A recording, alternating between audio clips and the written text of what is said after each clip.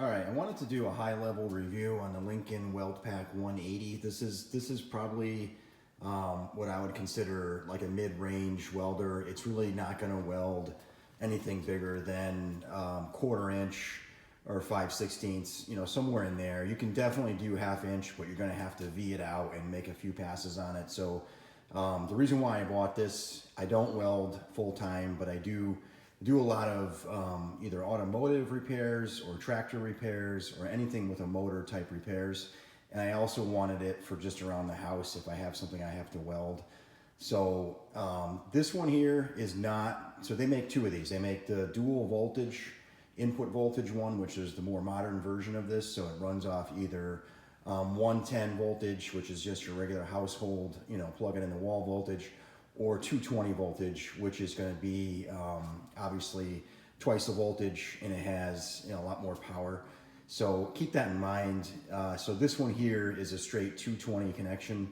The amperage on it is pretty low. I think it runs at about 20 amps or less, but there is a startup voltage or amperage that's a little bit higher. So you have to have a higher amperage breaker, and the line has to be set up for at least 40 amps wire. So keep that in mind. That's kind of a thing that people don't realize when they buy this welder.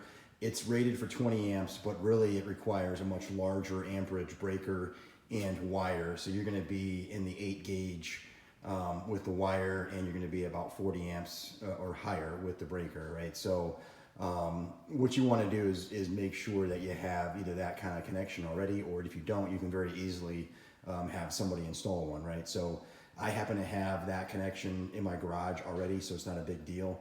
So I went ahead and bought the original or the older version of the Weld Pack 180, which is just a straight 220 input connection. And I'll tell you what, for me it's fine, because I'm not going to take this and take it in my truck and go to someone's house, because I have another welder. I have a 110 volt welder that's made for kind of like 3/16 or quarter inch 3/16 or less. So I can do everything with this welder at home in the shop. And I have a portable welder for anything smaller if I want to grab it and go to someone's house and help them out, or weld something, out in the field that's got a generator attached to it.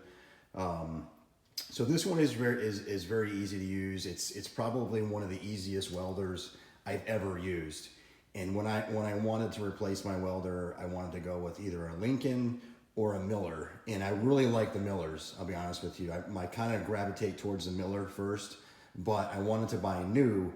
And the Miller's is really expensive, and it's well worth the money. I don't want to say it's too expensive. A Miller welder, if you're going to weld all day long or even like twice a week, it's probably your go-to welder first choice, right? The Lincoln, to me, is just as good, and the price tag was a lot less. And I use this welder, honestly, maybe like twice a year, and I'm not going to use it that much. So for me, the Lincoln 180, I went with the older model, and I saved maybe $500 or $600 on the welder. And this thing works great. I just ran 10 welds on it, just practice welds on a piece of steel. I'm going to show you. And the penetration on this welder is unbelievable for the amperage that it's rated for. So if you look at the amperage on it, when you're welding, let's say 5/16 steel, you're going to set the dial all the way to E, which is the maximum volt amperage. And then you can play around with the wire speed. I kind of like to keep my wire speed lower, just because I like to kind of weld a little faster. But if you want to weld slow, you can turn down your wire speed. If you want to weld a little faster, you can turn it up. But interesting enough, I found that the ratings on the panel, when you open this up, there's a little chart that you can follow, so you can see exactly what you want for amperage and the ratings and whatnot. So you would look at that to figure out what your thickness of steel is. When you follow that, it tells you to set it on a recommended starting setting, and then from there you're supposed to kind of tune it based on the welding that you're experiencing with the steel. And then all steels will weld differently, and all thicknesses definitely weld differently. So you tune it with the chart they give you. So for quarter inch steel, they'll say put it on D, and then put it on 4 or 3.5, and then try a practice weld, right? You don't want to ever walk up to something.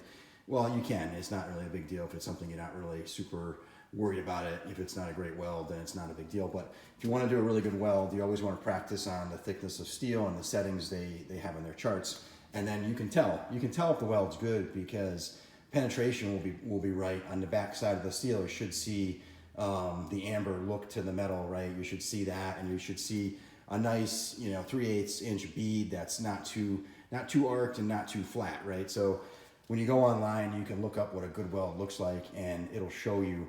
But I may have a chart here actually. Yeah, I've got one here. So if you want to see a good weld, this one here is really what you're shooting for, right? If you got something like that, which is really common, you're just going too fast, and then you've got all kinds of other issues you can experience. But go online, and you're targeting for a weld that kind of looks like that. It shouldn't be sticking up too high, and it should have good penetration on the back, and it should be about, in my mind, like 3/8 inch wide, typically, and that's a good, clean weld that you didn't stop and star and have gaps in it and stuff like that. But that's what you can do, is go online and look up what a good weld looks like when you practice.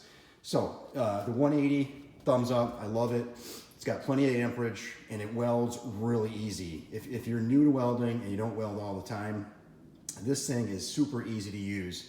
You basically hold it at the right distance from the metal, 3/8, somewhere in there, the tip, and you just keep it steady, and it will weld beautiful. There's no issues, no tricks.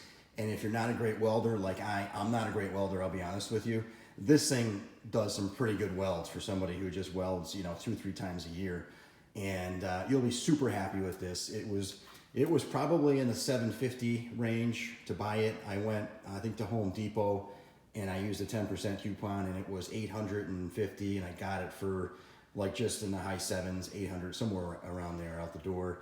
I picked up a spool of wire. You want the 035 wire.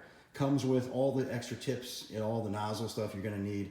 You can run this with gas if you want to, so you can MIG weld with it, but I just don't do that. I'm not gonna use it that much, so I just use the wire feed flux core welder wire setup. So that's what I run. It's super forgiving. I can weld anything, and it's quick, and it's a decent weld. That's what I was looking for. So thumbs up on that, and I'll show you the penetration I got. This was really not turned up all the way, but just don't look at the welds. These are awful welds, but these are my practice welds. I would just go across it with different settings, playing around with the amperages and the wire speeds. But the penetration on these was amazing. Like if you looked at the back of this, you can still see the marks. So it's going all the way through. This was on maybe 3/4 of the setting I could go. This is 1/4 inch mild steel, right? You buy this at anywhere, any big box store has this. But this is really a powerful welder, and it does a really good job with welding, especially if you don't have a ton of experience like me, and you're looking to have something that you can go to and do a decent weld with it. I would definitely recommend it. I would say thumbs up on this one, and the cost on this was really reasonable. I would say probably in the best cost price point for this category. They have a Hobart one that's pretty comparable. Miller has one that's really the same, a little bit nicer, but it's pretty comparable. And then Lincoln had the comparable. It's all in the 180 amperage type, amperage welders. And I tell you what, this one was priced the best, and it works great.